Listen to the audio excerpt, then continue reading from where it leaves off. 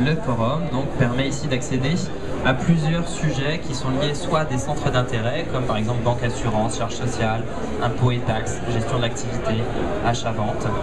Donc ici on a plusieurs sujets, on a également des sujets profil d'auto-entrepreneur. Donc par exemple aujourd'hui je suis retraité, sans emploi, demandeur d'emploi, fonctionnaire, salarié du privé, étudiant, ou femme entrepreneuse. J'ai des questions qui concernent ce profil et donc je peux les poser directement sur le forum. On a également des forums qui sont liés au domaine d'activité. Donc on descend un peu. J'ai une activité de commerce et distribution, de service à la personne, d'artisanat, d'art graphique, d'assistance informatique. On retrouve son domaine d'activité et on peut échanger avec les personnes qui exercent le même domaine d'activité. Enfin, on a deux autres sujets qui sont des remarques sur le site et des thèmes inclassables qui ne retrouvent pas dans les catégories déjà évoquées, que l'on peut donc insérer à cet endroit. Le réseau.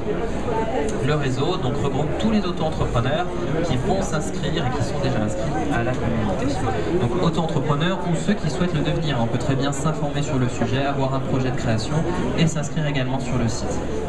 Ici, on retrouve donc plusieurs auto-entrepreneurs qui sont déjà inscrits. On a par exemple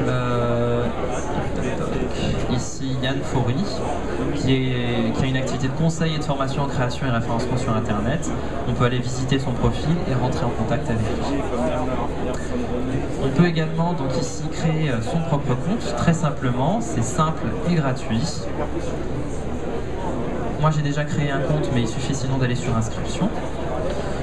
Hop. Je vais vous montrer à quoi ressemble un compte déjà créé.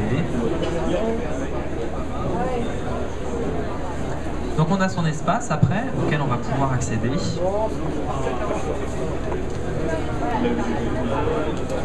Et dans cet espace, on va retrouver toutes les informations que l'on a renseignées au moment de l'inscription, ses coordonnées, son activité, son parcours, ses références, des informations complémentaires, ce que l'on recherche, puisque si on souhaite rentrer en contact avec des gens, on peut indiquer ce que l'on recherche. Et puis, ce qui est important aussi, c'est qu'on peut indiquer son état d'avancement au niveau de la création de son activité ou de la gestion de son activité. Donc là, on va pouvoir cliquer ici et changer son état d'avancement. Alors, qu'est-ce que c'est que l'état d'avancement?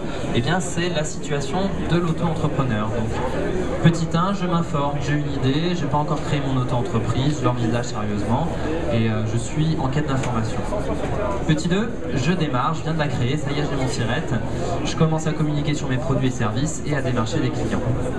Petit 3, je gère, mon activité est lancée au quotidien, j'ai trouvé un rythme de croisière, tout va bien. 4, je développe, je souhaite développer mon chiffre d'affaires, mon activité, étendre ma zone de chalandise, trouver des nouveaux clients, je cherche des partenaires ou des informations pour m'aider à développer mon activité. Donc on est déjà au 4e stade. Et enfin le dernier stade, le stade transformer son auto-entreprise.